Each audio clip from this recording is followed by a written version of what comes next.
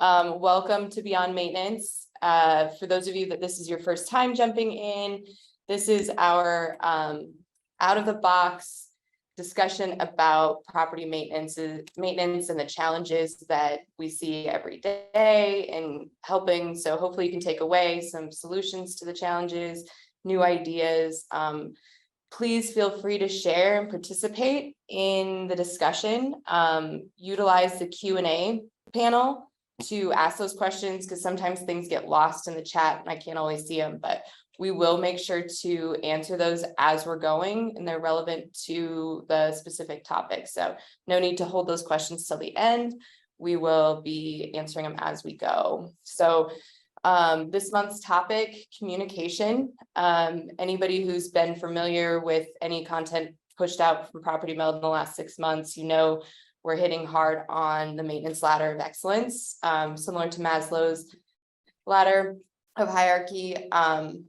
Communication is the base of an effective maintenance process. And so today's conversation is going to be around just that. I'd love for everybody to kind of drop in the chat, you know, how you feel about communication, how it's working in your own operation, challenges or successes you've had around that. It's good to share with everyone different ideas, since you can't kind of jump in and chat along with the panel other than just in the chat box. So, all right, so let's get started. I'm going to introduce our awesome panel today. So I'm going to hand it over to Mike to kick it off. Yeah, sure. So I'm Mike. I'm with Pure Property Management. I'm an implementation operations specialist. So I help with all the programs and any vendors and new programs that we're rolling out through our company, and currently working on a huge project with our director of maintenance in centralizing maintenance right now. So that's me, father of 5, Navy veteran. Super passionate about property management. This is my 13th year in the industry. So yeah. Awesome. Thanks so much for being with us, Mike. Okay, Courtney, tell us a little bit about yourself. Yeah, hi, my name's Courtney. I'm with Real Property Management of the Triad in Central North Carolina. I'm actually pretty new to maintenance specifically because up until about a year ago, I was the leasing director and we had a different employee. He had been our longtime maintenance director. And up until that point, our entire maintenance system was, he'll handle it. Well, I'm sure you see where this is going. He ended up leaving our company and we discovered that that's no longer a great system. So kind of fell to me to completely invent one. And so that's what I've been spending the last year doing. Excellent. Thanks, Courtney. So glad to have you here. And of course, I'm sure a lot of you recognize this face, but we have our very own Anna Torvey. You want to introduce yourself, Anna? Yeah. Hey, everybody. Anna Torvey, I'm the manager of customer success. So we may not work directly together, but my team is awesome in trying to make sure that all of our customers are getting the value they need out of Property Meld so that we're driving maintenance to get the best outcomes, right? So we're working on different KPIs. Communication is huge. That's where I want all the team members to start with our customers, and just pumped to continue and grow on this platform. So thanks for having me on today. This is also my first time as a panelist on Beyond Maintenance, so I'm pretty excited. Awesome. Okay, thanks to everybody for being here. I couldn't do this without the awesome panelists that we have each month. So super appreciative, and we're gonna just kick right into it. So Mike, do you want to speak to why you personally think communication is that foundational element in the maintenance process? Yeah, I mean, just on a day-to-day, having communication at the base kind of opens up the process to completing our overall goal, right? Which is in maintenance, completing the meld or work order, whatever we're working on. And what's unique about this foundational element is that it's kind of multi-tiered and it's the driver to getting what you need to be done. I feel like it's the direct link to us, between us, the vendors, the tenants, and the staff. This gets everyone on the same page and keeps everyone on the same page all the way up to completion. Courtney, what is it with you guys? How are you guys looking at communication? Yeah, so I think it's going to be similar for everybody. You've got a lot of different people involved in any maintenance process. You've got the tenant, you've got you as the property management, you've got the actual vendor or whoever's going out to do the work, and you might have your owner involved too. Any single one of those could have a major communication breakdown that would result in, honestly, just a terrible result. So getting all of those people onto the same page and having effective communication throughout all of the people is really the key to getting anything done successfully. So Anna, why do you think communication is such a challenge? Beyond the obvious of just so many people involved.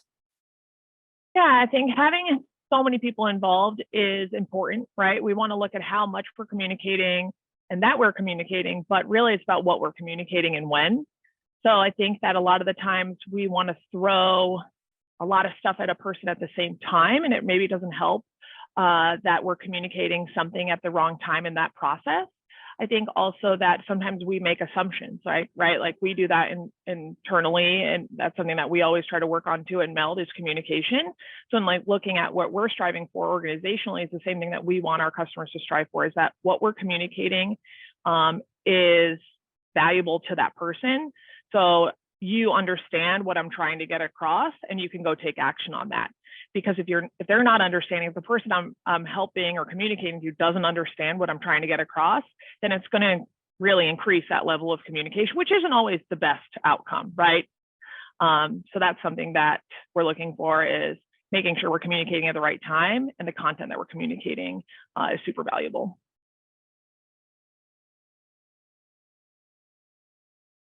All right, I keep trying to mute so that you're not getting any kickback from my end. So what are some of the struggles that you, Courtney or Mike, I'd like you both to chime in on this, but like, what are kind of the challenges that you either have overcome or you're still like focusing on within communication? Yeah, I could speak on that. Just being able to effectively communicate. So I think naturally, like, we put ourselves in a position sometimes to be passive instead of direct. And what's nice about having technologies like Property Meld at this point is that we could come up with a consistent kind of verbiage that we could use throughout the board, in our case, throughout the nation as we continue to grow. That's like something I'd say, you know. Another challenge that we've been trying to work through is, like, I love a chat template. We've got tons of really great ones into our process now that help us deliver quality communication, but we're still trying to overcome like some of our past experiences with both tenants and some owners where we had poor communication in the past, and now that they experienced that last time, they're leading to the point where they don't want to bother to communicate at all now.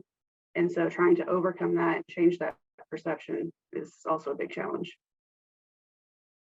So, yeah, Jessica left a great comment in here that she stresses to all tenants that communication is key no matter how big or small the issue may or may not be. Just let us know. Utilizing the chat feature, it goes directly to the maintenance team. My question is, how do I get more tenants to complete the survey about how we did? Some of our tenants are sometimes scared to enter a MELD, especially if it is for something they may get charged back for. Anybody want to take that one? I think just having, again, like if somebody came in and the concern was for a chargeback, is going back to that tenant, whether it be through Property Meld or through another form of communication, but to go back to that tenant and just, set the expectation to get, once you build that trust with your tenants and they do see that process, what's going to happen is that's going to eventually go away. It's going to eliminate that fear or that hesitation to put in melds, and then they'll understand, okay, this is what I will be charged for. And then also maybe just, having that communication in the move-in process as well. So as you're moving in tenants, let them know like, hey, feel free. We have a 24-hour maintenance line. We have, a source where you could fill in melds or work orders or maintenance requests and let them know, like, our what we'll be charging for would be like something like a garbage disposal that you put potato skins down. That's something that we would have to charge for. And, then you're building that sense of understanding between you and the tenant compared to, just drilling them, hey, this is what we're going to charge you on. You're now creating a relationship. And I think, as you do that in your move-in process and how you communicate throughout time through, again, platforms like Property Meld, when you're going back and forth for these requests, when you have that clear communication, it's going to settle all those issues that you're going to be having. I think you said something super valuable there that I was connecting back to what Courtney said was like the level of trust. And I think that you start out trust with transparency, right? So like at that move-in process and the initial communication and why we're making a change, regardless of what it is, right? And then, so looking back, it's like, okay, if we burned ourselves before, so Courtney was saying like, oh man, if somebody doesn't trust us anymore because we communicated poorly historically, how do we get that trust back? So like, I think looking at ways to just really 10x the level of communication in order to gain that trust back. But I think that's a huge point. Like Mike, you said it, Courtney, you were pointing to it as like, hey, we lost trust. How do we get it back?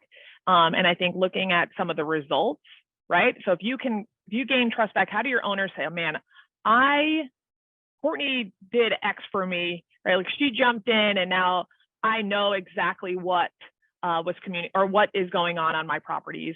And then it happened super fast. She got it at a good price. She was able to do whatever it was. You maintain that goodwill with that investor, and then your resident really, we know that they care about how fast it gets done. And so if like they continue to see that improve, like, is that a way, I don't know, is that a way to start gaining trust back? So they're like, okay, well, I'm going to pay attention because I'm getting the result that I want. And that's a way to gain trust back in communication.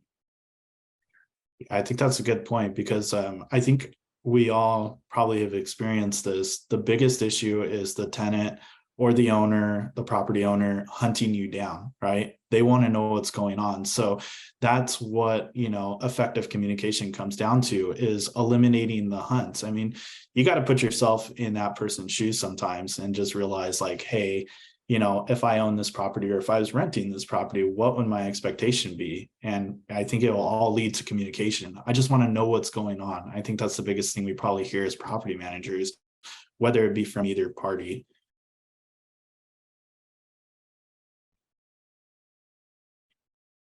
So we look at it, like I like to say, it's not just about like getting the words out there, getting the information out there, but it's the right information to the right people at the right time. And what are some ways that you're tracking whether you're doing it right or not? So it's like you're putting all this effort, you need to focus on it, but like, how do you know if you're improving on it, if it's good, what good should be, where you go with that? Courtney, do you guys have any processes or like, how are you? One of the main metrics that I focused on to begin with was the number of chats per meld. Ours was low, really low. I think Meld recommends at least 3. I set a goal of at least 5 because I integrated several sort of automatic chats. Like one acknowledges when a meld is submitted and kind of helps set expectations. Kind of looping back to Jessica and her question about, being charged back, we really integrated that into our sort of troubleshooting process. We try really hard to pre-warn a tenant, like before we send somebody, so that helps make them feel better. But I think that's an easy one to kind of start with and focus on and just say, okay, if I can show that I'm talking more, that's going to be helpful. And then you can focus more on timing it more precisely and making sure you're getting it to the right people. Yeah, you're not the first person, Courtney, that I've seen use some of the chat templates in the troubleshooting piece to say, hey, we can help you with this. Like, we want to be able to support you, and here's some great troubleshooting tips and triaging. But for the specific instance, whether that is pest control or lights or garbage disposals, whatever it is, if we do send somebody out, it's going to be this amount of money, right? So the resident knows right away, like, okay, this is the action I need to take and the type of communication I need to have back if I don't want to spend $150, whatever it is. So yeah, you're not the first person that said that, but I think it's super valuable when customers are adding that. I was going to say too, just to speak on the topic, is what I'm looking at, what I was looking at with my maintenance coordinators is if the meld is moving, right? So how do I know that the communication is really bad? Is when a meld's been open for 14 plus days, because that means nobody's checking on it, nobody's talking about it, it's just sitting there, it's in limbo. So I think it really, a metric that I use is like, are we moving these along, or are we stuck, and then even though I know the communication, the chatting piece again is very important amongst, the tenant, the vendor, us getting that to move along. I think too is like, we go back to that word effective communication, and people don't want to hear just little bits and pieces. So I think it's really important to get all the facts and the data right off the point, so that, maybe there is 5 to 6 melds, but with those melds comes movement. And I think that's really important.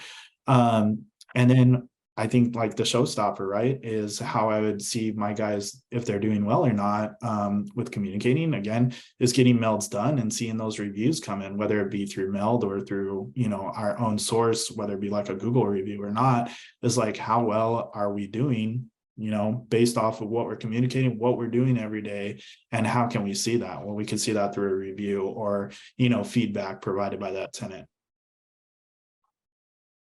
We were brainstorming on this yesterday as we're like building content for the MX Summit, and one thing came up that I like when I was looking at communication and thinking about it, I really didn't think of this as that, but when does the first communication, what is the first communication that happens? It's the actual submission of the request, and that sets the tone for how the rest of the communication is going to be handled, and really looking at what your resident submission rate is and how they're submitting. If you're setting yourself up, if you have one of the first metrics I feel like we really need to watch is that resident submission rate and how they're submitting it. And that is going to be kind of your leading indicator on how the rest of the work order is going to go. Because if they're utilizing the platforms that you have set up, in this case, obviously we're talking about Property Meld, but if you're not using Property Meld, set it to the standard and trained to use that, then now they're like, okay, here's where the rest of my communication is going to come through. But really having that expectation of the resident. No, yeah, you're totally right. Resident submission rate and how many residents you have engaged in maintenance and maintaining that property, right? That, again, that connects back to the goodwill of with your investor, but how many residents are submitting, and then it goes into what Mike was talking about, and like, okay, how fast is that moving on to the next step, right? How fast are we getting it to that vendor or that technician? How fast are we getting it scheduled, right? And then throughout that process, does everybody know where it is? And so all of that, so just what Mike talked about, and if it's sitting there for more than 14 days, we're like, hey, red flag, right? What's going on here? Why is anybody communicating? Is it just that maybe this isn't a priority, or it got fixed and we didn't talk about it? Again, now somebody is left out of the loop. So how do we make sure there's that communication throughout each segment? I just want to jump in. So Patty made a comment. I think follow-up with chats communication is also very effective in gaining the trust with the tenants, vendors, and owners, so they know they're heard. And I think that's that goes back to, like, you're looking at it, you're setting expectations, you're keeping them in the know and allowing them to know that you do care, that you are engaged in this. And when there's nothing more irritating, and I think we've become this body of people who we're like, we want to know that something's happening right away when we ask it to happen. Like, When I order my pizza, I want to know that right away. When I order something online, I want to know right away. Because if I don't get that instant notification, I don't trust the process that it's actually going to happen. Like if I order something and I don't get an instantaneous confirmation that they've received it, I'm like, oh boy, that was spam. It's not happening. It's just this assumption that it's not going to happen. And so that instantaneous, and I think Courtney, what you said about, setting those templates up right away so that it's not manual on your team, but it's something that can just automatically happen and the customer can rest at ease. I think there's a lot of really great processes. Sherry dropped in the Q&A box. I have trouble with owners, tenants not being able to navigate a meld and ultimately just want me to email them. Is there a way to see the meld from their side so I can walk through it with them?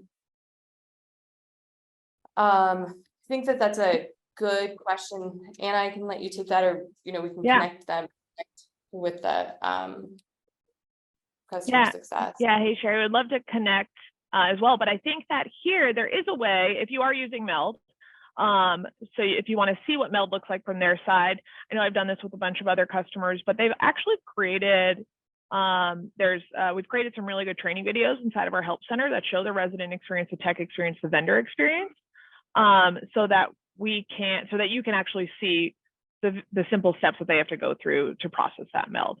So we can get those out to you, and then we can connect on like any other further content you may need. But I think here, that's something that we just need to call out is like when we are launching out a new process, like that change management piece, that like Madison, even before the resident submission rate, right? It's like, how does everybody know that we're making a change? If you're new to the property management company, if you're new to Property Meld or whatever other platform you're using, like how does everybody navigate that communication initially to say, hey, this is what we're doing and this is how you can do it. So I think if there's opportunity there, that's the first thing I look at. And that's what we try to work with our customers. And we're trying to get better at this, is like helping them implement change and that change management piece, because there are so many people involved. Absolutely. And we're looking at a different generation of renters right now as well. We're seeing this weird shift of more renters who actually own homes that they may be renting themselves because they're not going to sell because their interest rates were so low there, but interest rates are so high now, and they're having to move for their jobs or whatever. So they're expecting a different sort of experience as well, or they may be brand new to renting. And so what are some things that are you seeing different changes in what the expectation is of the renter, of your clients and your owners as well? I would say, yeah, but I mean, from both sides. So like an owner, obviously with, prices going up, they expect, awesome service all the time. Tenants, I think like kind of what you're talking about, it's kind of like we're going into this Alexa generation, right? So it's like when you ask Alexa, like, hey, what's the weather like outside today? If there's any kind of delay, you're like, come on, Alexa, let's go. So like, I think they have that expectation with what we're doing on a daily as well. And I've seen a shift. I would say probably, since COVID, things have really shifted dramatically on how we're doing business. Just naturally, I think with everything that went on. So there has been a shift for sure. Yeah, I think expectations are high kind of all around. One of the things we talk about in our market, at least, is we have a big generation of sort of younger renters that might have, stayed in an apartment in college or any apartment at that level that tends to take care of all of their maintenance needs. It's a little bit different for us in a single family home trying to coordinate multiple people. So that's a big adjustment for people. You get it. We all had a chuckle at Miguel's comment. I think that Alexa just gave him the weather. That's awesome. We've got great dialogue going on here. I love this, George's question. Why does the process start out with this trust? Like from the LL point of view, sometimes they believe we are not going to do a good job. So why hire a PM company that you're going to have doubts with? I think that's a great point. Like, I would say 80-90% of the time, like, you haven't even had an at bat, and it's always starts with distrust. And why is that? And how can we overcome that? I think that comes down to communication again, right? So between that and them probably being hurt before, but it really comes down to communication. You know, when we're talking to owners, usually they start off with that because they don't feel like they're getting every piece that they need. So they have certain questions. So it's our job to pull those questions out to make sure everything's getting answered and nothing's being left on the table. And then setting the expectation on how you operate too. That way there's an understanding again between the parties.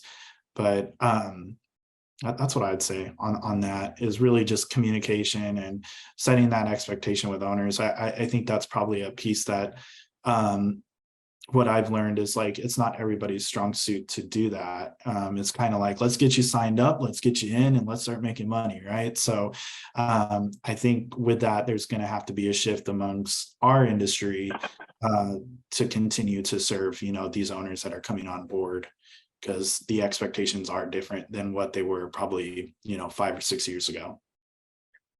Yeah, I think that's a great point. You know, I just mentioned we were having challenges with that. We at one point had leaned a little too far the other way and tried to kind of baby certain people into, you know, making them feel better and making them feel welcome. And at a certain point, that didn't do us any favors, because then their expectation was that level of service that was just not achievable in the long term all the time. So I think setting expectations with people, and there's really no great way to earn trust through communication other than just to be very clear and upfront with people and let them know what's happening and let them know what's going to happen next. And once they see you do that, they'll feel better. And I think trust is tough too.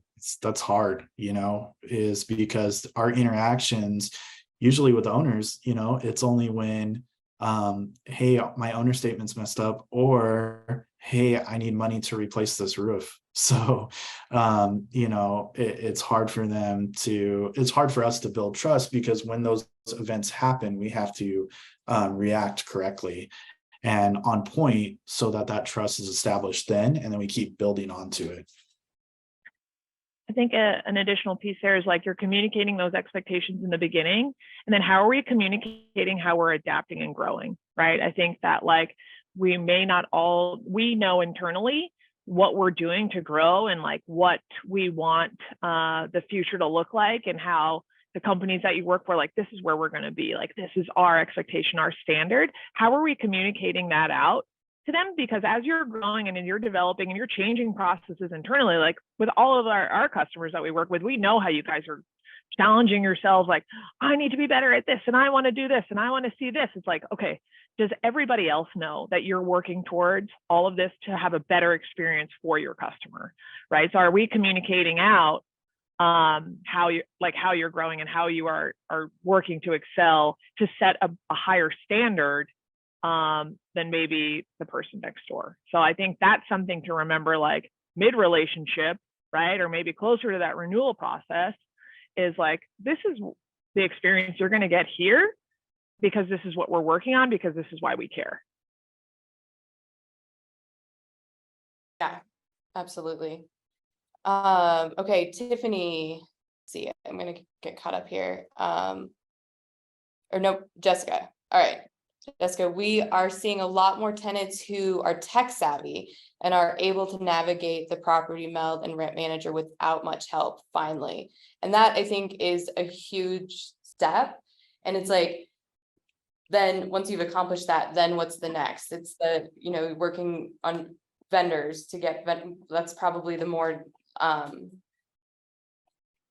you know, difficulties as far as tech savviness goes. And like, how do you set those expectations? How do you encourage the responsiveness and, you know, show them the value that gains the trust in keeping them in the loop, that, you know, utilizing and leveraging this technology is going to help keep them in the loop, give them everything that they need to get the job done faster and open up their schedules to get more work done in shorter periods of time. that wasn't really a question. I think I just went off on, I feel like I'm being a panelist now too. Yeah. Okay, Tiffany, this enables us to communicate with them efficiently. Setting their expectations on the possible cost also makes the process faster, 100%. Tenants love that they don't need to call all the time. They can just go to the Property Meld and put the info in and upload the photos. I love that. Yeah, and just to speak on that real quick, I mean, as we continue to be in this technology heavy world that we live in, that's just going to continue, right? So, you know, the old school days of calling people eventually is going to trickle out, because I think that might be a challenge for everybody probably on this call at this point, is trying to physically and verbally talk to somebody on the phone, right? I mean, everybody wants to text. They'll text you a paragraph, right? Like, so, yeah, I think that was a good point, Tiffany. It's a lot easier to be frustrated and upset via text than it is on the phone sometimes. But if you're not being responsive, then it drives that interaction, and then by the time they really do get to the phone, and that's where that negative and that trust is lost. So there's a lot of weight on responsiveness. And I think that property managers are doing just like a great job of recognizing where they've had situations in the past where like, oh, I feel like I got burned here. So kind of, Courtney, like going back to that point, it's like, I feel like I got burned here because I didn't notify this person about what was happening or why this action was taken. So like, how can we start to forecast maybe like a situation that may not be best case scenario for the renter, or this probably whatever I have to do at this property may not be what the owner wants to hear. How do we start forecasting that so our communication is a step ahead, so they know what's coming, or they kind of have an idea of what's about to come. So I think thinking about those and making sure we get that communication out before it happens. And I was going to say about the technology, that's an expectation that you can help set with new tenants as early as your application process. If you're using Property Meld or another platform that's mostly digital, but your application is still a paper application, that's a disconnect that is very difficult to make the leap mentally for a tenant. That's a really good point. I didn't think of it that way. Absolutely. So Kate dropped in the Q&A box, and I think this is interesting because I think we've talked a lot about like communicating externally and really great dialogue there, but she wants to know what the best practices to share information internally and back and forth within your teams, because that's another huge component of this. Is you can have everybody out externally on the same page, but if you're not keeping that practice internally, you can have a lot of roadblocks in there. Yeah, I'd say, you know, what I've worked with my maintenance coordinators in the past is one, utilizing that internal communication that I could do through Property Meld, right? So it's between managers. So you guys could talk back and forth there.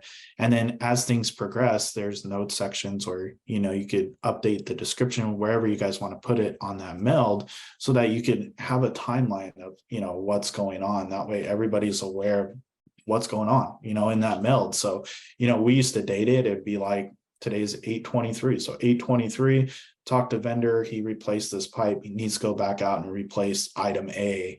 That way, whoever comes in and sees that meld, they could see, okay, this is what we're waiting on. This is what I need to follow up on. And then you guys will be able to keep working amongst each other without, you know, you having to go to that person's cubicle or that person's office, or call that person and say, hey, what's going on? Where are we at? And being that annoying friend or colleague, and be able to, you know, communicate through the meld and keep it all in one place too. I think that's really important, because again, as we talk about technology, you know, we're working off of multiple platforms a day. So having to skip around and go from one place to another, things get lost, you know, or things are translated with one person differently than, you know, how I would see it. So I think really get strong on how you guys communicate within, you know, your maintenance platform, whether it be Property Meld or something else. But, you know, updating those notes and then talking amongst each other through that chat, because you guys have that availability to do that. Yeah, and I think that also understanding what type of information are we trying to surface or communicate on? And then how do we as a platform, but also any other platform, like what are we trying to surface that we can't find now that we need to ask questions on or put comments about? So that's something that interests me. As soon as somebody says like, how do I find X? Like what needs to be surfaced? And like we go down that root cause to see like what really are we looking for and how does that get surfaced somewhere else? So Kate did just say, is there a place we can add those notes? So Kate, I definitely can connect with you to show you like different places we can put notes. And it seems like, yeah, there are a lot of notes that are available to the vendor for certain reasons. So again, I just would love to understand what we're trying to surface so that we can make sure it gets to the right location. Sonia asked about, how about communicating with vendors? Do you use an app for that? Yeah, I mean, we're now using Property Meld. So, you know, you could directly communicate by messaging them through Property Meld. And again, I mean, this is not naturally going to come overnight. That's what we've learned through this process. Again, out of owners, tenants, and vendors, I'd say vendors are probably more on the non-tech savvy side. So you really need to pull them under your wing and kind of say, hey, this is the process. Here's some videos I could send to you from Property Meld so you could see, you know, how this works, how this operates. It's going to make you more efficient. You're going to be able to complete more jobs. Get them excited about it. You'll hear Anna say that in a lot of her calls with people is like, hey, let's get excited about this specific thing. And I think that's what you want to get them excited about it, you know, to get them on your team essentially is, hey, you could do more jobs using this, right? And somebody just said WhatsApp. I mean, there's other platforms too. It all depends on what you're using. But I mean, you definitely want to bring them in and let them know your pathway on how you want to complete maintenance. Yeah, we always say, with them, I don't know if anybody has ever heard that acronym, but it's like, what's in it for them? What's in it for me is that acronym. But we always like, if we're talking to vendors, like, why do they want to use the tech platform that you're offering? Why is it going to help them? What outcome are they going to get out of it? And just like you said, Mike, if you're not taking them under their wing and helping them understand why they should work with you as a property management company, and why it's going to be better and why we're going to give them more work, whatever it is, there's going to be pushback, right? I think that we've seen that historically. So Keith said we have a system where we add the NTF note to file in the chat log to record communication or happenings on a particular meld. When something might be relevant, but it happened outside of the chat log, this was really helpful keeping the team up to date. Thanks for sharing that. Yeah, that's awesome. That's a great way to do it. All right, Miguel, I agree. When you achieve that engagement, they feel productive, they feel tech savvy, they want to collaborate more since they've achieved that part of the process. It's just empowering them, celebrating the win and the know why. That's really great. Communication through Property Meld should be mentioned in the vendor agreement. So theoretically, they know ahead what the expectation is. That's a really good one too, George. Good point. I liked this. This was back here. Jessica had put in there. It's not quite relevant to what we're talking about right now, but she said they tell tenants they must enter Property Meld themselves so that it gets put in the queue properly. If we enter the meld, it goes to the bottom of the queue. It has really helped with getting tenants to enter their own melds. I love that. I'd love to know, Jessica, what your resident submission rate to, and if you're in that best of class category in the benchmarking metrics. That's awesome. So I think like our key takeaways so far in this conversation is that communication should set the expectation. It should keep everyone in the know and should have like a key focus on responsiveness. And I think have some really great ideas that surface from this. Does anyone have anything else to share? Any more questions? I'd love to just like kind of lead here to share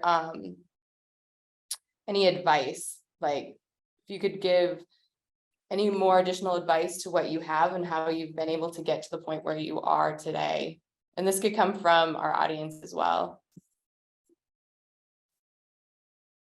Well, one thing I thought of earlier, we were talking about just following up with people, and a real basic level of communication that could apply in any circumstance, not specifically maintenance communication, but just replying back to people when you receive any form of communication, just letting them know, thank you, I received it, I'll look into it, so that they know you got it, can go so far in building that trust.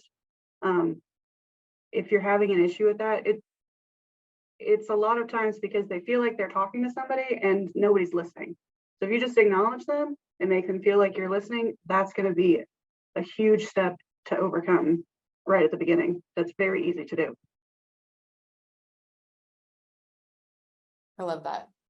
And something I would say on this too is try to use the technologies to eliminate some of those distractions and the tedious task so that you could actually have time to communicate the important pieces that you do need to communicate, right? So as a property manager for a long time at this point, I think that's something that I struggled with. It's just like, okay, I have to do this, I have to do this, I have to do this.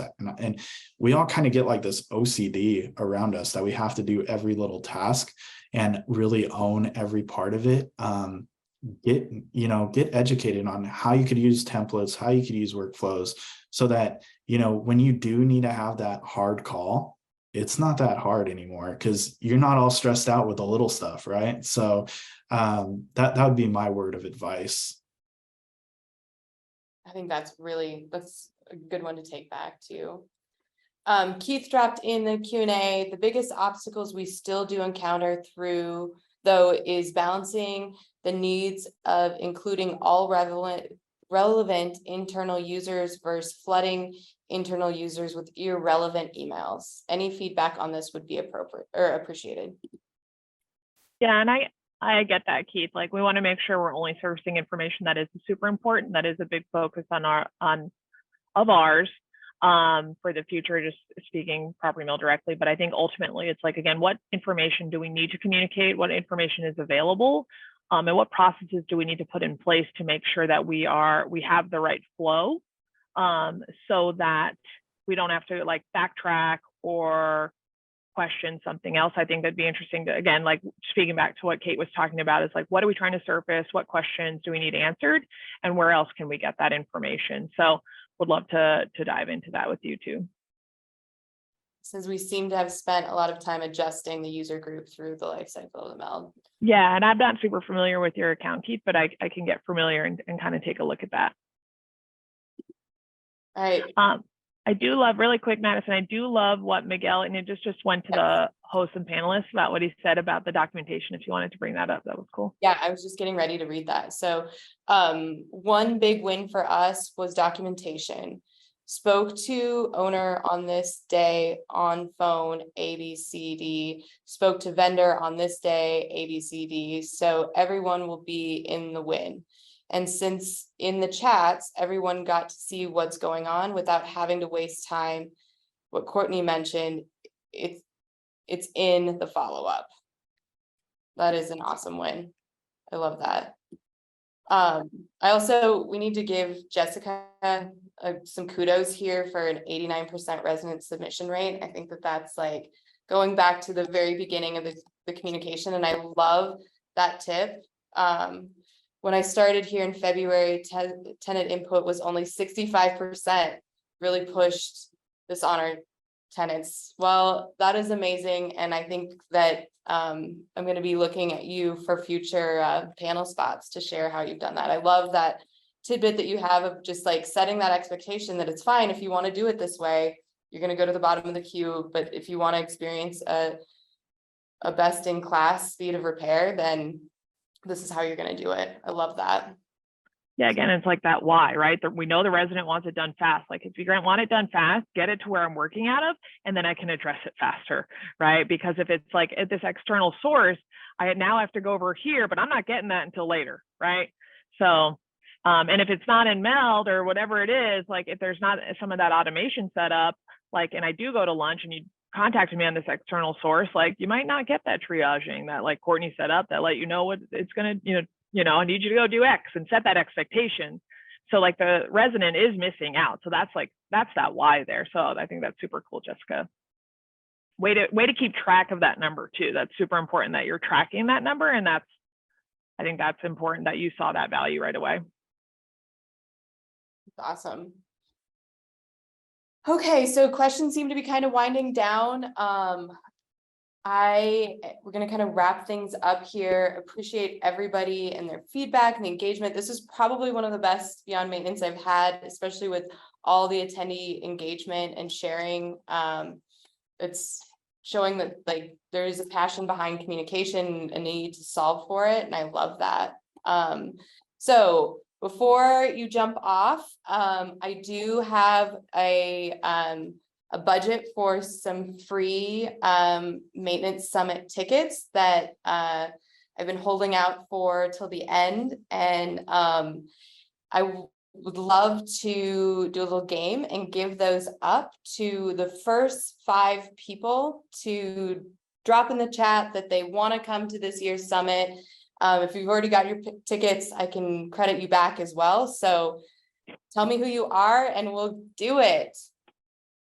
Awesome. Sonia, Miguel, Billy, Susan. All right. And Carlos, is that my 5? Mike. All right. Good joke. Sorry. Awesome. So excited to see you guys all there. Everybody else, if you didn't get in that last 5 in those 5 free tickets, then Molly's going to quick drop in the chat the link, and I am going to give you a BOGO. So if you buy one, we'll get you one also. So look for that. I'll keep this open for a few minutes so that everybody can copy that out. And I will email everyone the information for those free tickets. So 21 days away, looking super forward to it. We're going to have great conversations on the first 4 rungs of the maintenance ladder of excellence, as well as some certification classes in that. Excellent panelists on there for us. And oh yeah, our celebrity keynote speaker, Mr. Mike Holmes from HGTV, will be coming and talking about his experience in the inspection world. So really excited to see everybody there. And then we'll be following, watch your emails. We'll bring Beyond Maintenance back in October. So look forward to seeing you all then. Awesome. Thanks, everybody. Thank you, Courtney and Mike and Anna. This was a lot of fun. Thanks, Thank you. Thank you guys.